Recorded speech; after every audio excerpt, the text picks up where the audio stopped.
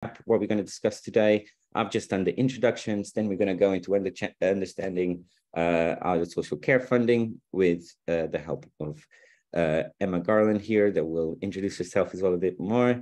And then obviously we'll see Birdie in action with Tasha as well. Don't worry, there'll be plenty of time for you to ask questions, and please ask questions throughout the presentation. And then at the end of each section, I'll make a quick pause to kind of for us to try to answer some of your questions.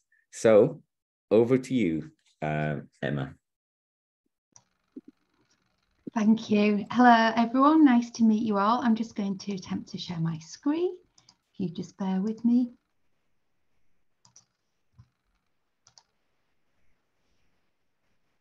Great. Can everybody see that okay? It's perfect. Nice. Fab, thank you.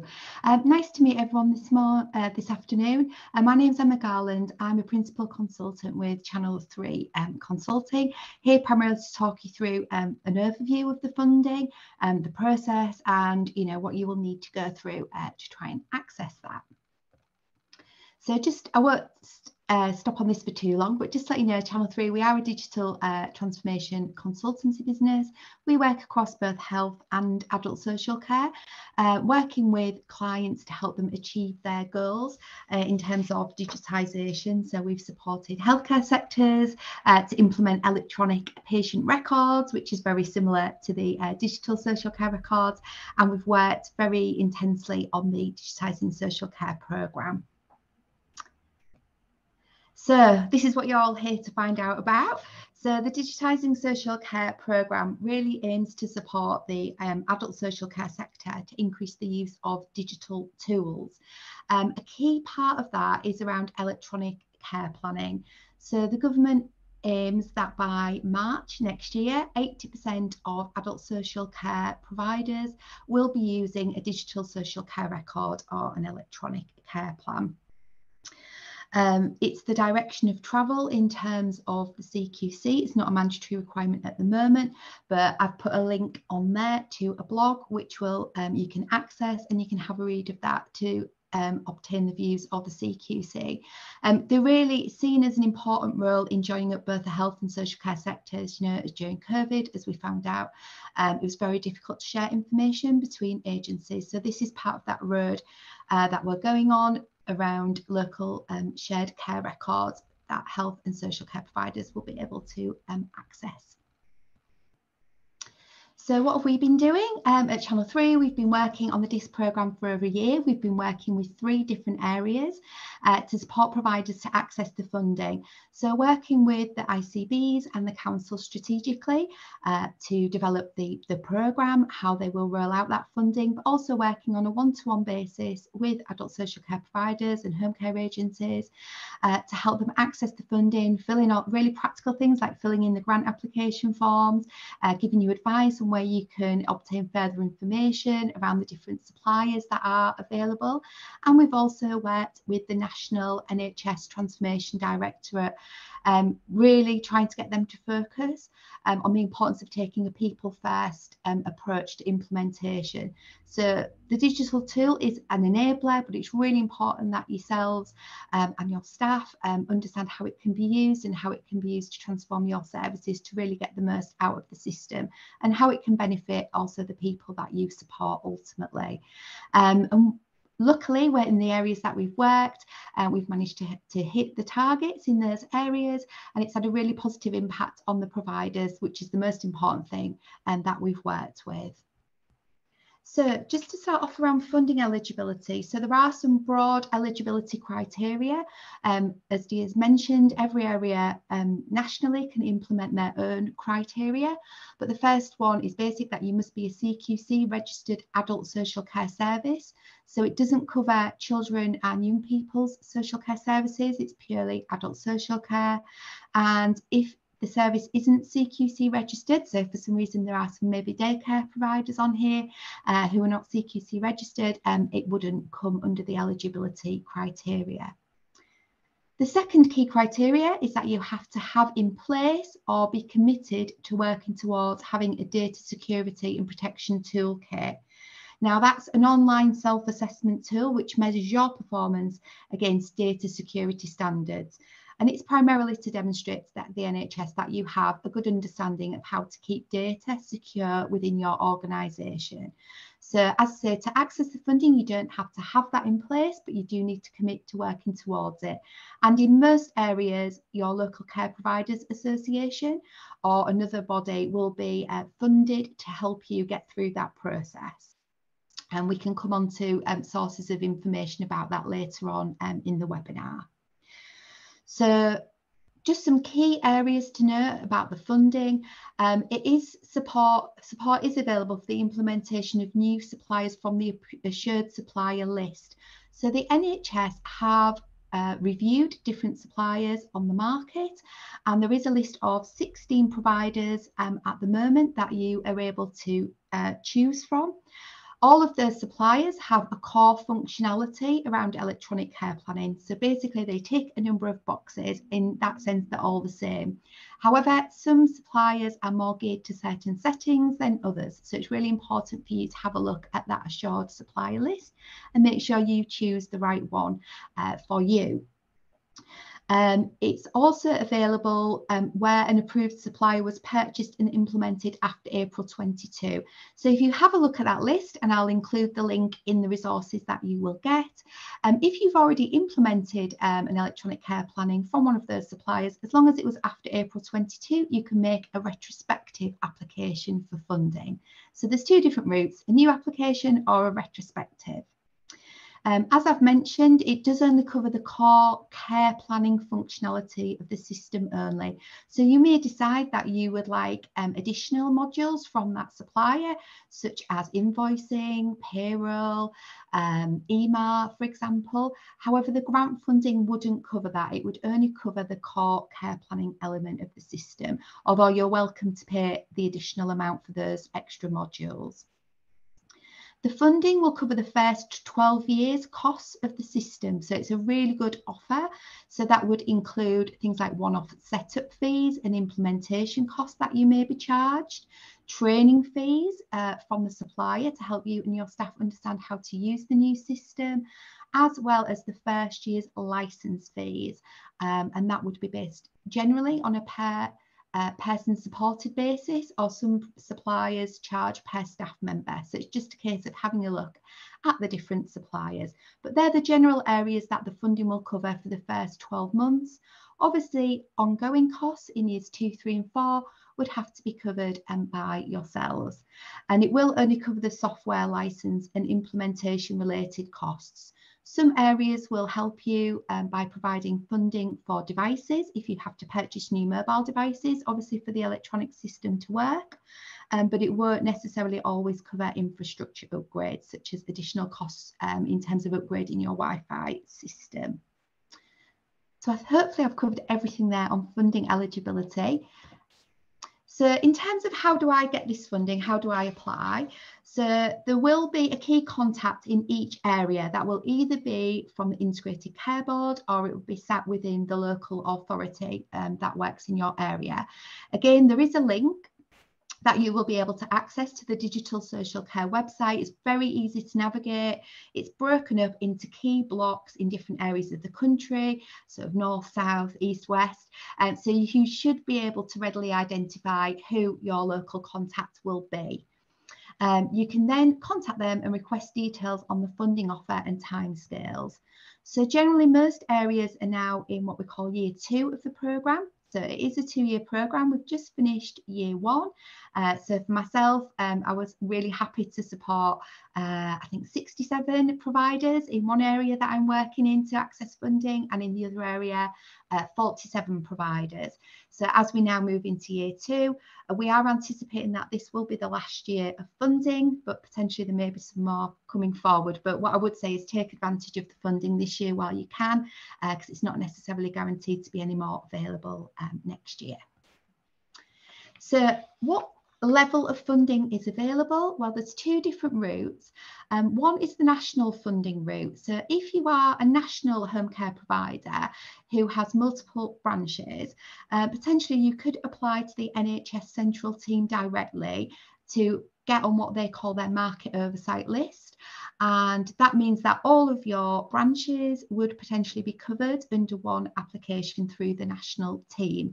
And I know Dia will share the address, an email address for that national team after the call, so you can get in touch with them to go via that route. The other route, which is the one that most providers have undertaken, is to go regionally, to contact your local ICB or council to take up the funding offer that way. The funding offer has been variable in year one, so there has been a bit of a disparity nationally in terms of the levels of funding. To give you an idea, in year one, the average allocation was £140 per bed or per service user. And that's generally how the funding was allocated, but there were regional differences. The reason I can't tell you what the grant funding is likely to be in year two is because we're currently waiting for updated guidance from the national team. However, that shouldn't stop you progressing your application. So what I would say is still put forward your expression of interest, and I'll talk you through the process in a moment. Get your application in as soon as you can, so you are all ready to go. It doesn't commit you fully to rolling out that system at that point, but it's always good to have the funding confirmed in principle. So this is what a typical process would look like. As I say, it's different in each area and the forms may be slightly different, which is why you need to contact your regional lead. However, the first step is to fill in what we call an expression of interest. It's very basic. It shouldn't take you too long to do that. In some areas, you may have support to fill that in. So, for example, we work with 2 ICBs, and our role at Channel 3 is to help providers fill that form in. But it is relatively straightforward, and it'll just ask you for details of things like, a key contact, your contact details, ask for information on your Wi-Fi speeds, just to check whether you might need a bit more help, how much experience you have around digital solutions, and really to find out why it is you want to apply for the funding. You don't have to write lots on that form. It's really high level. Don't be daunted by having to fill the form in. It's very straightforward. What then happens is you'll return that to the ICB or to the council. They will then check your eligibility for funding. So to make sure, that if it's a retrospective, that you implemented the solution after April 22. If you're looking at purchasing a new solution, they'll just check you are an adult social care registered provider. At that point, when you fill that in, you don't have to have chosen your preferred supplier. You can still put your expression of interest in, even if you're still looking at the market, even if you're still looking at the assured supplier list. So you don't have to have made a decision at that point. What you then need to do is really think about what you want the system to do. So really focus on what challenges you want to overcome. Think about your organisation, the way you work now, and how you want to work in the future. Think about your staff, how digitally mature they are, seek their views as well. How much training will your staff need from the system? What do you want it to do on a day-to-day basis in terms of care planning, risk assessments, and so on, and come up with almost a list, or what we'd call a specification. The next step, once you know what it is that you want, would be to look at that assured supplier list on the Digital Social Care website. As I say, there are 16 suppliers on there at the moment. It might be quite daunting thinking, oh my gosh, I've got 16 suppliers to look through, but there is a survey tool on there that you can use, which will help you narrow down. So it's almost a tick box. So you say, I want the system to do X, Y, and Z, and it will narrow down to maybe 3 or 4 that it suggests that you focus on first, and have a look at there. Also on the Digitising Social Care website, there will be for each supplier details of their costs, what their system is, how it works, and some demonstration videos. I would also recommend that you speak to peers, speak to other home care agencies, find out which systems they've used and what's worked well and maybe not worked so well for them, to get some references, some reviews. And the next step would then be to narrow your search down and arrange some demonstrations from those suppliers. Make sure you attend those. Ask lots and lots of questions. Don't be afraid to really probe their suppliers. Ask them to show you examples of their risk assessments. Ask them to show you how the system works. So you thoroughly understand it before you make a final decision. Once you've chosen your preferred supplier, you would then ask them for a full 12-month quote. At this point, what is really key to ensure is that the quote covers the number of service users that you support. So that will help when you come to submit your grant application, and that it also clearly states the care planning functionality costs. So if you're going to purchase things like email or additional modules, make sure they're costed separately if you can, because that will make your grant application easier. It may be that the solution includes them all under one price, and if that's the case, obviously your quote will be very straightforward. So once you have that quote, you can then move on to fill in a grant application form, which will ask you a little bit more detail around the costs from that supplier, which essentially is copying over the costs from your quote, and how you will match fund. So just to point out that there is a match funding requirement for the funding. It doesn't have to be pound for pound in terms of cash, it can be in kind. So when we've supported providers to fill in the grant application form, what we tend to do is say to them, think about what costs in kind are you going to incur as you install this system. So somebody's going to have to review suppliers, someone's going to have to purchase it, essentially you're going to be project managing it. That could be a registered manager or a team leader within your organisation. Think about their time, how many days that would be, and that will contribute towards your match costing. You're going to have to transfer your records from paper to digital. Potentially that could take a day, maybe 2 days, depending on the complexity of the records. Who's going to do that? How much time will that take? And again, that would be an in-kind cost that you could put towards your match funding amount, and you're going to have to train your staff. So think about all these costs that are in kind that you're not necessarily going to pay for, but would match fund the amount you would get from the ICB. So I hope that's clear, but we can come back to that point later. You would then submit that to the ICB with a copy of your bank account details so they can pay you, which is always nice, and a copy of the quote. They will then make a decision as to whether they're willing to approve your application. If they are, at that point, they'll ask you to sign what we call a Memorandum of Understanding, or an MOU. That basically commits the ICB to say, we will give you the funding for this solution that we've agreed, and in return, we would just like you to give us some information on a quarterly basis. And as a home care provider, you commit to implement the solution. And you can then go ahead, place your order, and then plan your implementation. So ready to go. So we've taken, as I say, over 100 providers through this process. One provider, for example, was a domiciliary care agency. They had 45 service users. We took them through this whole process, and they were luckily awarded $4,500 in grant funding to help them move forward with their chosen solution, which they now have implemented and are already running. So the process, it can seem quite daunting, but it is relatively straightforward once we get going. So just to point out some really useful resources for you. This is the Digital Social Care website. There is so much information on here. It's really worth looking at if you haven't already.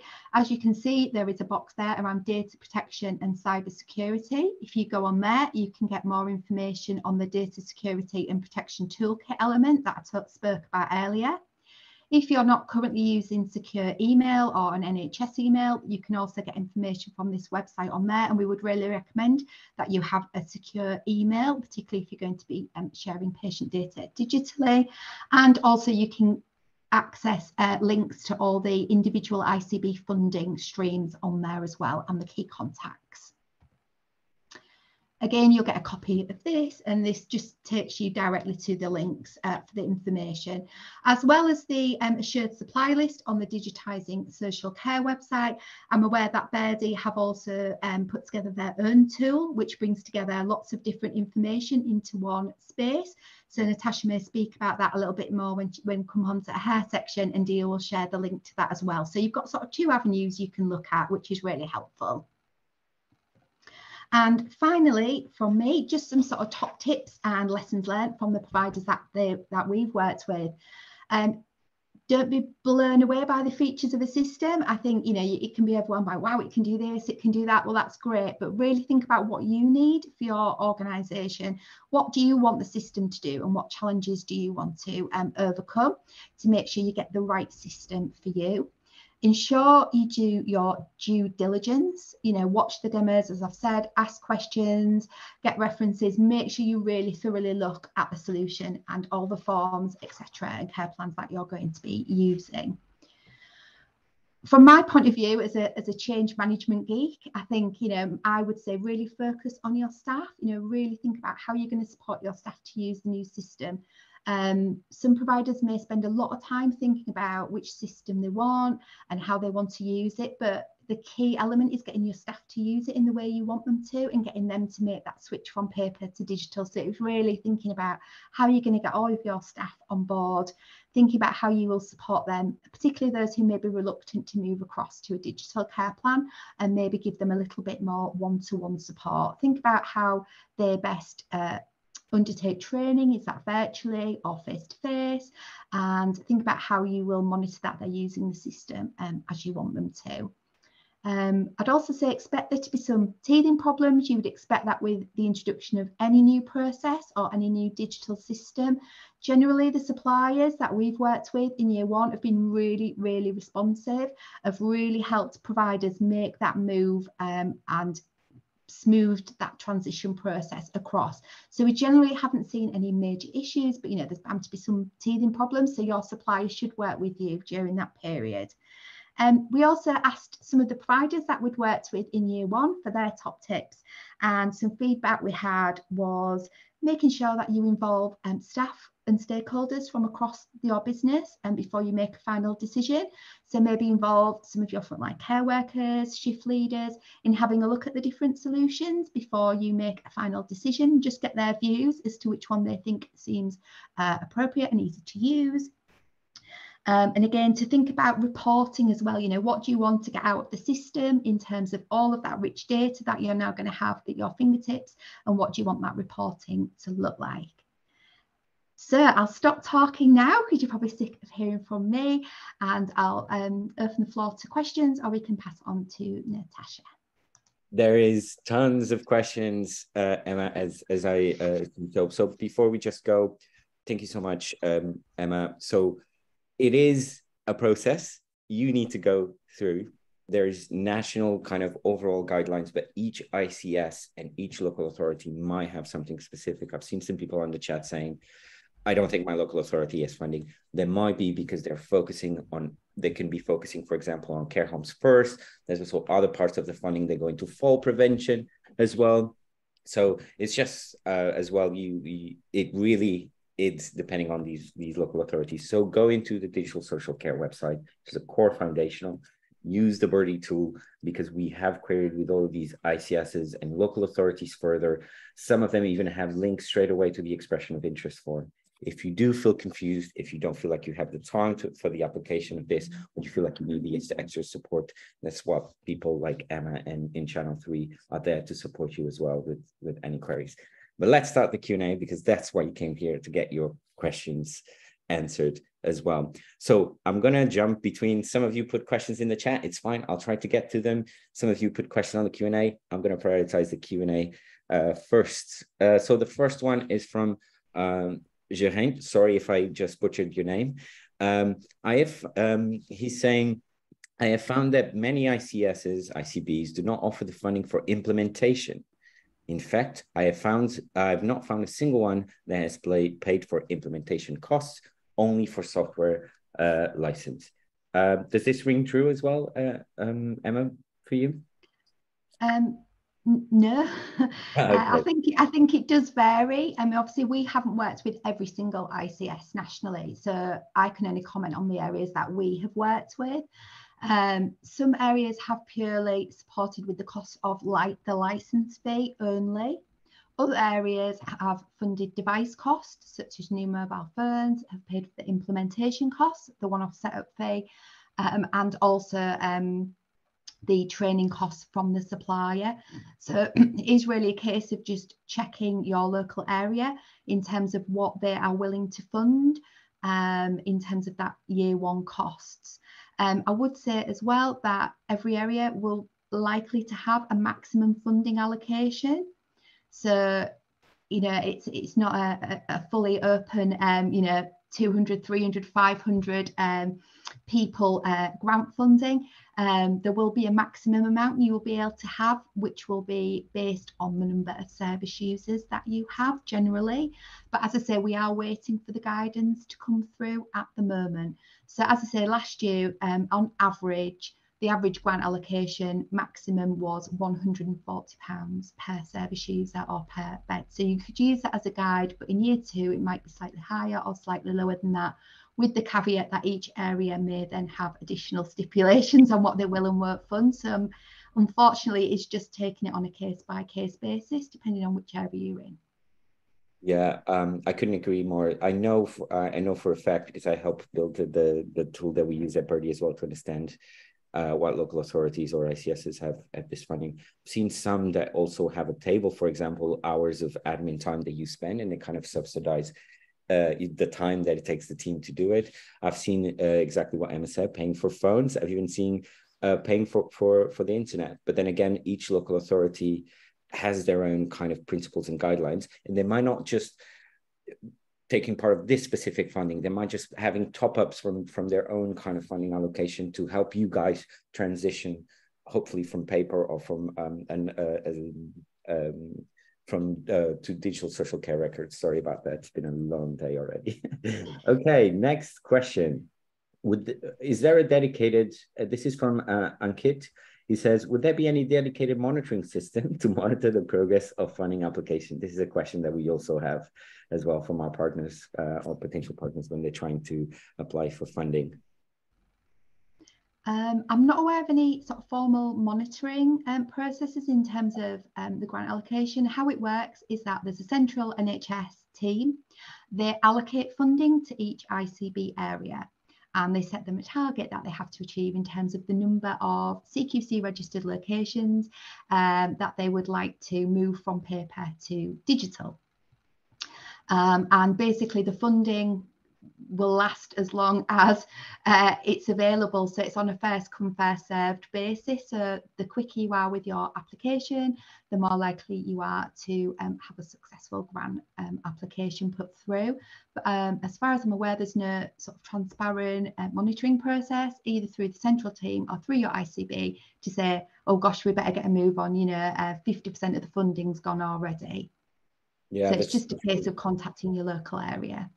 We've been seeing when we speak to some local authorities, we've been seeing the times vary massively. Some of them are able to kind of keep you updated with like maybe a couple of days. Some of them are saying that so many people applied already for the funding, they're taking on average 20 days to kind of go through the whole process and associate to it. So it's highly dependent on your local authority as well on this.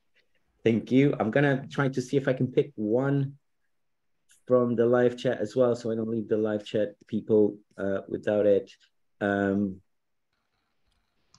Okay, which one?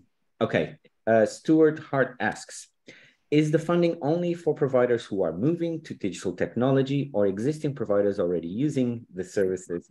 For example, we are currently moving to Birdie, so are we eligible for any funding?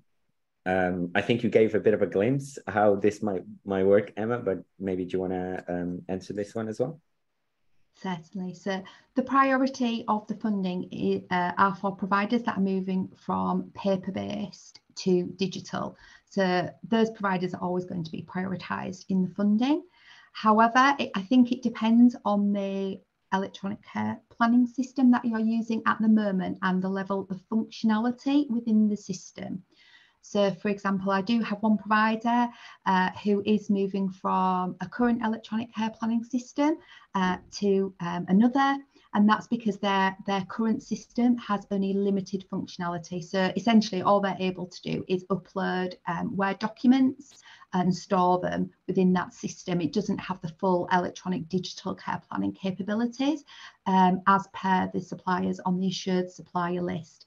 So I think the answer to that question really is Paper to digital switches are prioritised for the funding. However, if you have a current digital system you're using, but it doesn't have the full functionality, you will have to contact your ICB area to see if that would be covered under the funding.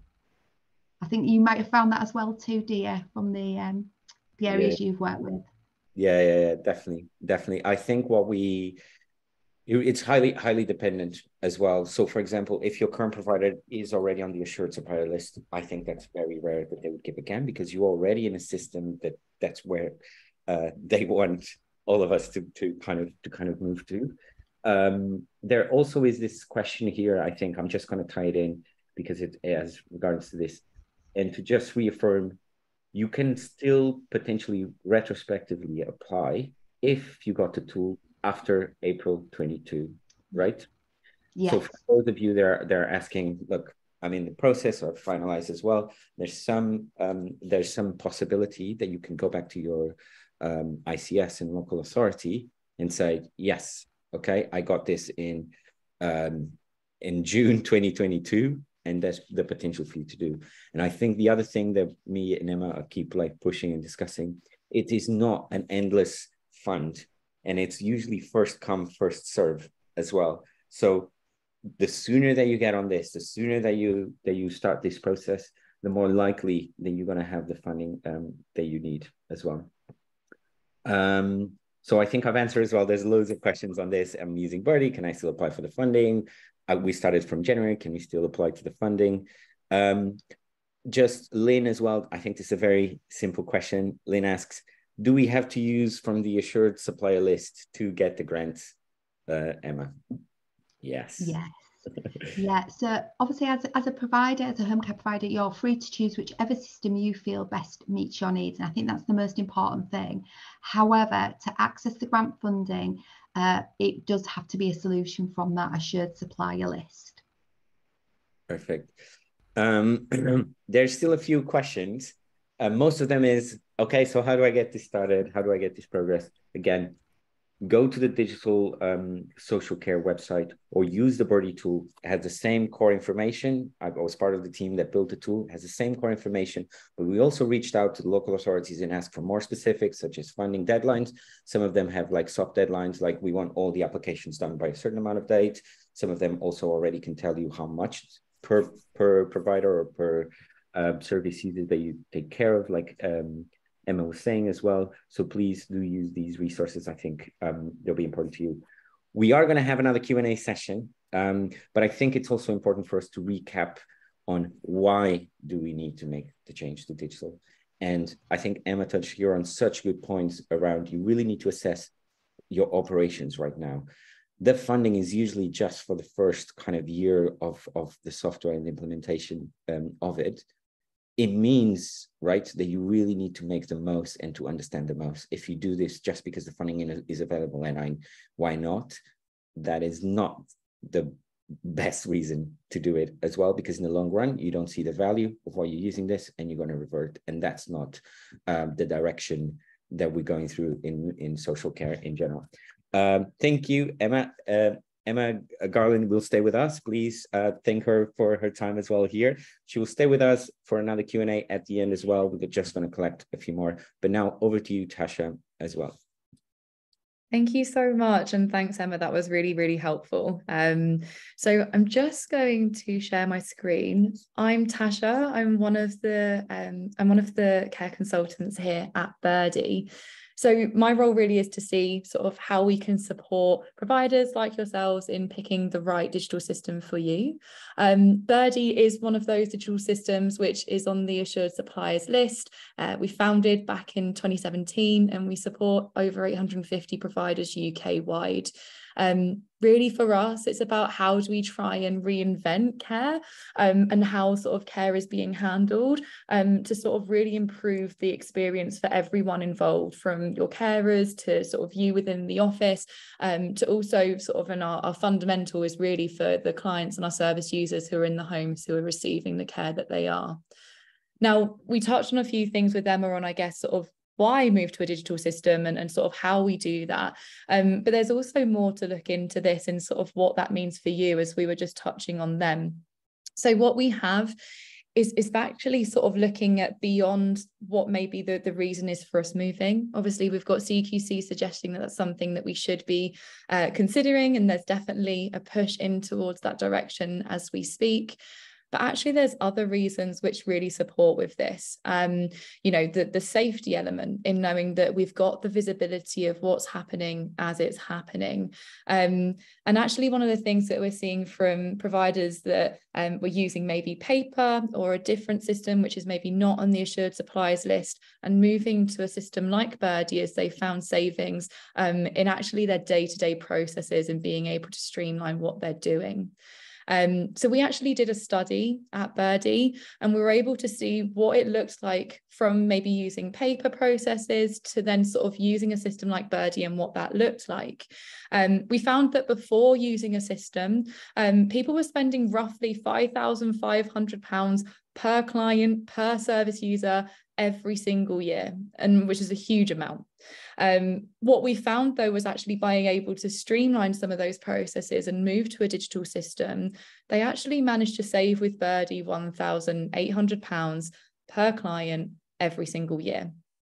And there was a way that they were able to do that. We've broken that down so you can see here sort of where those costings sit.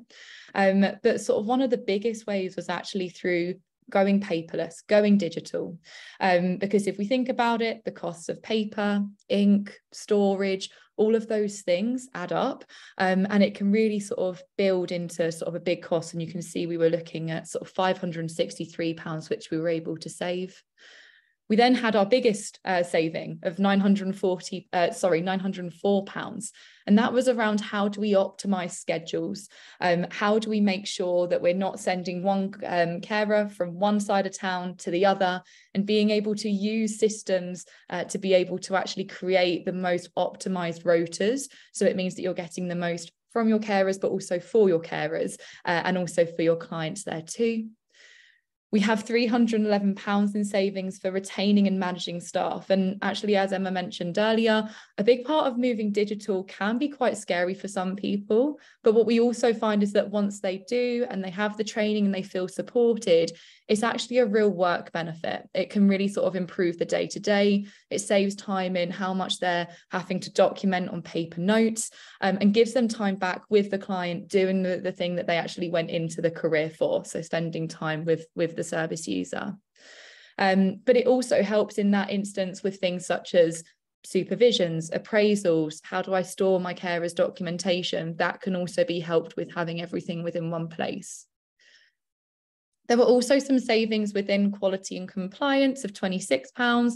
That was just how do we audit day to day? Actually, is it helpful for me to have everything within one place? And because everything is digitized, I don't have to manually create these audits anymore. I can actually just see the reports whenever I want to see them and see sort of how we're performing as a business.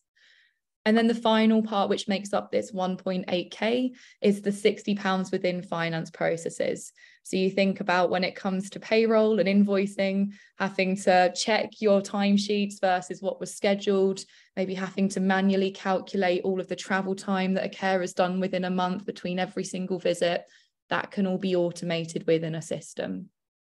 And so we can see sort of how that looks a little bit further here.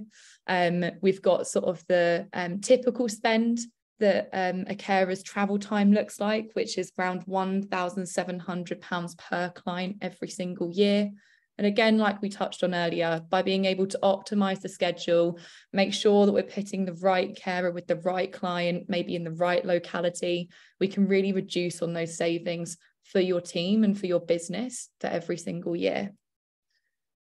And we also just touched on this as well, around how we can improve your carers' experience and what they're doing. And so the £311 saving per care recipient every single year is how do we retain staff, and actually being able to invest in their experience, what they have access to, what makes their jobs easier, is sort of through, or we've seen sort of a lot of benefits through this. So it's really about seeing how we can do this together. How can we support you in going digital? Obviously, is Birdie going to be the right option for you? What we have is the ability today to take a little look through the system. Now, the system is very big. There's a lot that the system is able to do. It's an all-in-one system. As Emma touched on, you know, we've got the sort of the care plans and the risk assessments, but Birdie does much more beyond that. It's able to support with your emails, your scheduling, your finance, even auditing and analytics. So we can take a look through some of the parts today. But if obviously you're interested from today, drop a message into the chat and we can sort of talk into that further, or we can sort of find some time after today to sort of meet and go through in a bit more detail. But I guess to give you an overview in what Birdie will cover, you'll have a complete toolkit by joining the system. So what you'll have are a few different things. The first one being your agency hub. So that's for all of your team within the office, where they're going to be able to access everything which is being completed from the app, to be able to see what's happening with their clients as it's happening. So you get those real-time updates. We've then got the carers app for your staff. So that means that they're able to, when they're in a visit, they're able to check into a visit, they're able to complete their notes and tasks and medications and everything. And again, you get the real-time visibility of what they're doing. If there's a concern that maybe you need to respond to there and then, and it means that they obviously have visibility of what's needed, such as updates to medications which have been applied, or sort of to a different task which needs to be completed within a particular visit. We have the family app because obviously we're making things digital. We want to ensure that those are surrounding the client are still just as involved as they would be with maybe the paper that you've got at the moment, or a different system that maybe doesn't have that. So the family app is a way that your carers, your families of the clients will be able to see the notes of what the carers have been logging and to see how their loved one is getting on. And then finally, we have Birdie Analytics, which is an auditing tool. We have over 40 different reports which you'll have access to, and we can take a little look into that in a bit more detail shortly. And again, this just elaborates on what we were just talking about, but gives you an idea of what the all-in-one system will really look like. In the bluey green with the care, you have our care plans and our risk assessments, which we've developed in line with NICE guidance. So they're very structured, but you can make sure that they're always ready for you as you need them. We've got our EMARs, which include our digital body maps. We've got the connecting, which we just touched on with the family app, but also visibility for other health professionals, whether that be a paramedic, social worker, OT, district nurse. You can share that with them too. And then if we go to the right-hand side, we have the ability to schedule, run invoicing and payroll. And then this is then the auditing functionality that we have too. So what I'll do is I'm going to just share my screen on my phone so we can take a look at what the Carers app will look like, so you can get a bit of an insight into that. And again, any questions that you have on how this looks, feel free to pop them into the chat and we can then go through those at the end. So let's see. So this is the Birdie app and how it will look. We can see that it's pin protected. And the nice thing to know about the Birdie app is that it's going to work on any carer's smartphone. So as long as they can download WhatsApp, they'll be able to download the Birdie app. It's pin protected just because we're protecting our clients' data. And then this is what it's going to look like for them. So if I click into the today, I'm able to see my rota in advance. I can see what I'm doing this week, or you can share sort of how far in advance you want to give to your carers. So that's what they'll be able to see. You've then got the visits for today. So I can see that I've got 4 visits with Maggie for today. And if I go into her first one, what it's going to do at the start is it's actually going to show me that I can see basically logs from the previous visits. So I can see what happened in Maggie's previous visit, that there was a concern that was raised around pressure sores, medications which were taken and not taken, which just gives me a really clear overview before I even step through the door of maybe how I need to go into this visit. Is there anything extra that I need to do as a carer? In the top right, we've got Maggie's care plan. So if this is the first time I'm seeing Maggie, or if it's been maybe a while since I last saw her, I can find out everything about her from here, from her property, how do I access that, her key safe details. But also if I go to the needs assessments, this is where the care plans will sit. So within here, I'm always able to see the most up-to-date version. From when you update that in the office, it'll automatically pull through to the app for your carers to view. And I can see, for example, if I was going to support with a mealtime, I can see, okay, what dietary requirements does Maggie have? And I can see that she's allergic to shellfish. And if she was to have that, she would come out in a rash. So it's just really helpful for me to find that key information as I need it. What we'll do is we'll go check into a visit and we can see what that looks like. We have two ways that your carers are able to do that with Birdie. The first way that we have is an integration with Google Maps. So you can see actually your carer's location, which is me on the blue dot, and then you've then got the red pin, which is your client. So it ensures that we're making sure that our carers are checking in at the property at the time that they should be. Now, if they decide that they're going to check in where they are, it will actually come up with a warning that actually, if you continue to do that, we're going to notify your care manager. And that means that you in the office are able to really understand, are my carers checking in on time and with my client, or are they down the road? Are they sort of at the previous visit? And so it just gives you that visibility. Really helpful for some local authorities that require electronic call monitoring reports. They'll be able to have that from this. And then the other option that we have is a QR code. So basically your carers would scan a QR code as they enter and leave the property. That checks them in and out of the home. And then if we go to the tasks and medications, this is what it's going to look like.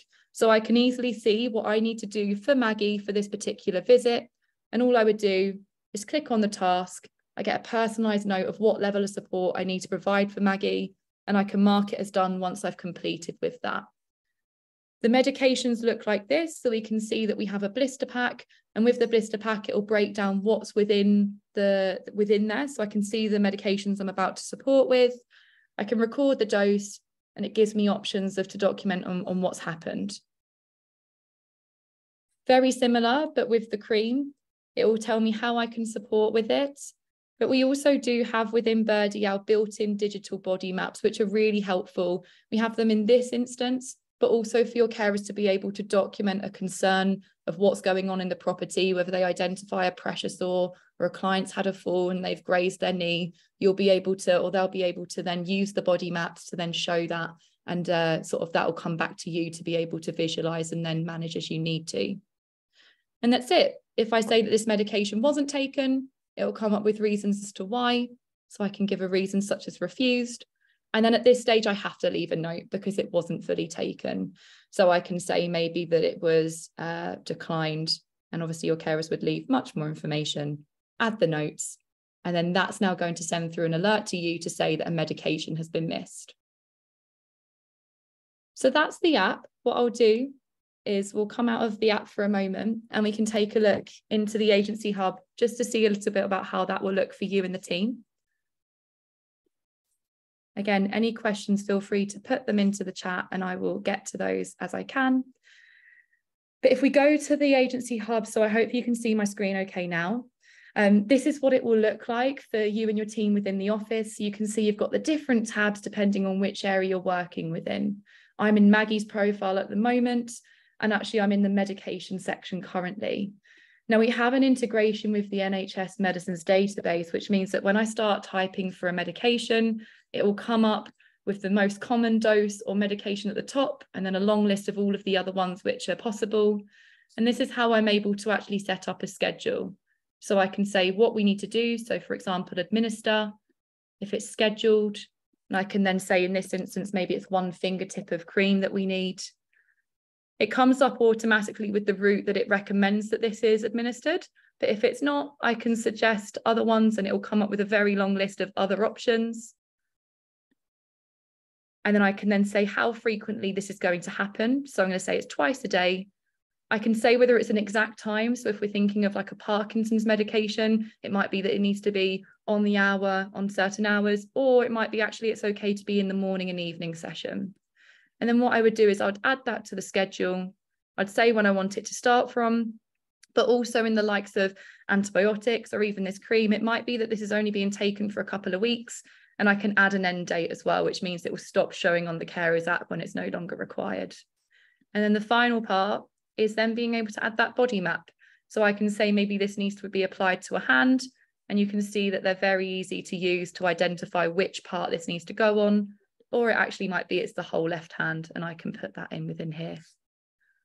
One last thing, within the app is we do have our care plans and our risk assessments, which are all very much digital. You can see those here. And like I mentioned earlier, they've all been developed in line with NICE guidance. So whenever there's an update or change to that, we're able to update them across the board within here. We've got the core care plans and then our risk assessments within here. And what you're able to do is go into, say, one of the risk assessments, like our moving and handling, and I'm able to see all of the versions and iterations of this from when it was first completed all the way through to the most up-to-date version. So that means that we can easily evidence the likes of CQC or your local authority. What have we done because Maggie had a fall? Or what have we done to support, or how frequently are we reviewing these assessments? And if I was to go in and review, it would look like this. And actually, they're very interactive. So if I say, for example, Maggie has never had a history of falls, that's fine. It will move on to the next question. Can Maggie wait there? But if I say that she has had a history of falls, it's then going to ask me more questions around that. So how many falls has she had in the last 12 months? And then to provide some more details around that. So they'll really build out based on what you're inputting on your client's data and what they need. So you can always make sure that you've got the relevant information in for every single client that you're supporting, based on the information that you're inputting. So like I said, I know that's very much a sort of quick overview of what the system looks like. And like I said, we can go through that in more detail. I hope that was helpful. I think in terms of the system itself, like I mentioned before, we do also have Birdie Analytics. So this is really helpful for when it comes to reporting, whether you're running internal reports or also preparing maybe for an external one, whether that's with your local authority or with the CQC. And as I mentioned earlier, we actually have sort of 45 reports, and we're always adding to those as well, which you'll have access to.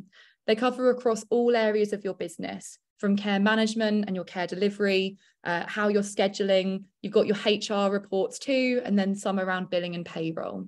And as part of these, you'll be able to get sent weekly reports, but you can also have access to what we call your Q score, which is a quality score. And we've actually related those to the Chloe's and to what CQC look at, to be able to actually give you a guide of where am I at the moment, where am I doing really well, and potentially where are my gaps, which I need to start improving on, and where can I focus on. So just to give some examples of what these look like, we have our care delivery by carer report. This is a really great way of being able to see individual carers and their performance. Where are they doing well? Where are areas of focus? It's really helpful for potential supervisions or appraisals, and where you would maybe want to sort of use these. But it also just helps identify any gaps in where maybe their knowledge is, so you can then provide training and support on those areas to support them in succeeding and help with that career progression. We have our care management trends report, which is brilliant. It's one of my favorite reports that we have. This is really helpful to be able to see what information is coming through. For example, how many alerts are we receiving as a business week by week? And actually, of those alerts, where do they sit? Are we getting missed medications, or is it missed visits? And if they are missed medications or concerns being raised, who are they with? Is it a particular client that's consistently having missed medications? And let's go and take a look into them in a bit more detail. So it gives you the overview, but you can really drill into the data to actually work out what's going on, potentially before it's too late and maybe you've missed something and you know, it's down the line. Final one that which we'll go through, but like I said, there's 45 and we're growing on them, so there's lots more than what I'm showing you today. But we also do have an assessment which will give you a breakdown of your clients' assessments and reviews which are needed.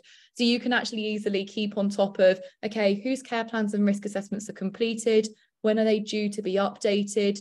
And so you can then find that information so you know actually what your action plan is, where do we start and when. So like we sort of touched on, Birdie is very much an all-in-one system, but when you join Birdie, you really do become a partner with us, and we have 850 partners UK-wide. So we're much more than just providing a digital tool and saying, off you go, good luck. There's actually a lot of support in what we do, including these webinars. We have these for our partners, but also those external who are either looking or they're just in the area.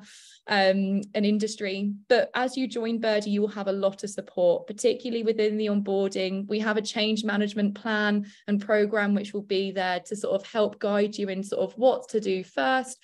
As part of that, there will be webinars like this, but from the team who will support you in sort of onboarding and what to do next, and training tools. And there'll also be implementation planning, and that's all part of the Birdie success team that we have here. And then ongoing support, because again, once you're up and running, that doesn't mean that that's it. You're obviously going to be continually using the system. And so we have an incredible amount of support at Birdie, including, first of all, our support chat. We have over 1,200 conversations a week. So, you know, that's great. And always come and say hi and reach out if we can support with anything. But actually the support chat is brilliant in that its response time is sort of under 10 minutes, at 7 minutes versus our target of 10 minutes. And yeah, we've got a really good result with 93.9% average of our customer satisfaction, and always looking to get that to the 100. So that's me. Any questions? Would love to hear. Thank you. Yes, we have loads of questions. Just very quickly to recap, we now understand what the funding is about.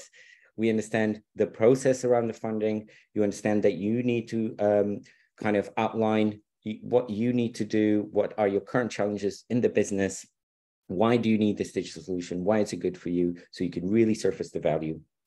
You can go into the digital social care website as well to understand more of the requirements. You need to do the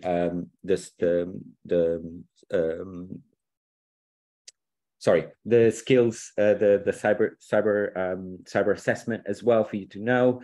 You also need to make sure that you pick a supplier from the assured supplier list. The link will be shared. As we said before, you go into the expression of interest form, go through all the process. If you have any questions, doubts, or you feel like you need more support, that's why Emma and Channel 3 are here as well. Again, it's very important for you to go through all this process. And I don't want to sound like a broken record about the timing, but this is not unlimited funding.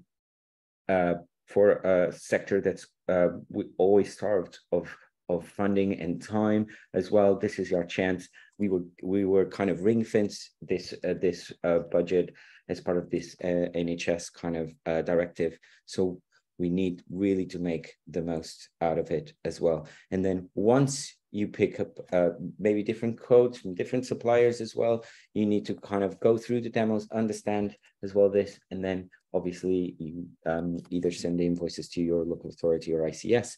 Some of them also might ask more questions. If you're with Birdie, we're happy as well to support you on this path as well for funding. Now, let's answer the final questions. There's a few of them for funding. There's a few of them as well for the app, for the Birdie, for the Birdie part. So let's start it. I think we replied already to Lynn. We have started using ECMS from January this year. Can we still apply for the grant? Emma, do you mind if I reply? Yes, you can still technically try to apply if you're mentioning January this year, right? But Lynn, you know, it's at the discretion as well of the local authorities. Some of them might already said we already spent for that time period as well, but that's something definitely in scope as well. I think you've also answered this, Emma, before, but let's answer it to Chi as well. Does it include digital training system funding? Again, it's dependent on each area nationally. Potentially it would include training from the supplier of the system. But if you're looking for more general digital training to upskill your staff, that might be something you may be able to access through your local authority through a different route. But not general training wouldn't be available through this route, but potentially training costs through the supplier. Hope that makes sense. Thanks, Emma. Devoidi asks, for several months have followed leads to access this funding. However, there was no regional funding lead in our area of Hackney. So if I might interject here as well. So in the digital social care website, if you are searching for Hackney, you will not find it. I can tell you because I've been there. It will tell you different areas of London. So London is divided in different ICSs or ICBs as well, like North London, South London, West, etc. So you really need to maybe go in touch with that ICB and ICS, and they should have information. I'm going to paste the link again from our tool that I think it has a bit more specific information, and you might find the information for Hackney as well on this link that I just shared. So if we are switching to assured supplier lists, can we apply for the grant? I think we've high level answered this one as well, but Emma, do you mind just answering it again, I think? Yeah, so if you're moving from paper to a supplier on the assured list, you can definitely apply. If you currently have an electronic care planning solution, but you want to move to one that's on the assured list, potentially it would be covered, not as a general rule, but it depends on the functionality of your current system. So you just have to take that on a case-by-case basis.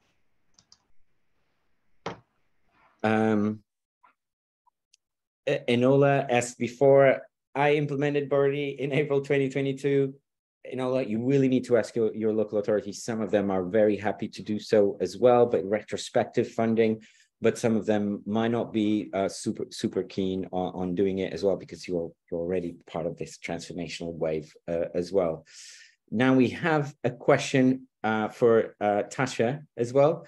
Tasha, Louisa is asking, I heard that we need 15 clients to use Birdie. Is that right? So with Birdie, we basically recommend that you've got around 20 clients or providing around 200 hours of care a week for using a digital system. That being said, though, I would just recommend reaching out to us and we can have a conversation to see sort of where you are as a business and if we can help. So yeah, I would just reach out and we can sort of see how we can support. Super. We have two more questions. Another one for you, Tasha. Stuart Hart is asking, Natasha, under the task section, does the care, I think this is on the Care app, under the task section, does the carer need to add a note or only tick complete? Oh, okay, good question. Yeah, so there's two ways that it can be done within Birdie. So the way that I showed was actually that you're able to select the task and you can then mark it as completed if it has been, or you would leave it and there's a section for notes where you could then document maybe why that task hasn't been completed for whatever reason, if that was the case. We do also have different packages within Birdie, and one thing that we're able to offer as part of that are essential tasks. So essential tasks means that you can actually make it compulsory for a carer to say, yes, this was completed, or no, it wasn't. And like the medications, it will then come up with reasons as to why did it not happen then? Was it refused? Was it, was it missing or whatever it might be? And then you can then sort of, your carers would leave notes as to why it didn't happen. So you can do both. Awesome. Thank you. Last question for Emma. Can newly CQC registered providers apply for the funding? Sorry, could you just repeat that? I couldn't hear. Sorry. If you're newly registered to the CQC, can you apply for the funding? Yep, you can absolutely apply as long as you are a CQC registered adult social care provider. I am working with one provider at the moment who's just going through the registration process. So I'm helping them look at their options and having a look at the shared supply list, but you can't put your grant funding application in until you are registered with the CQC because it's based on the CQC location ID of that area. And just to clarify, Channel 3, we're really happy to help you in terms of any advice and support that we can give. However, we are only funded to work with a couple of ICBs, so we don't work with every ICB area. So just to let you know that the level of funding that you might receive to help you through the process will vary across the country. Thank you so much, Emma. Yes, Sarah just asked, where can I can't seem to find the assured supplier list. I did paste it here, but don't worry. The amazing deck that Emma prepared has all of these links as well included in there, and there'll be a follow-up as well. Prudence, just very last one. Yes, it depends on how many clients you have. So they have to find a number, a pound value for each care recipient that you have as well, or a bed as well.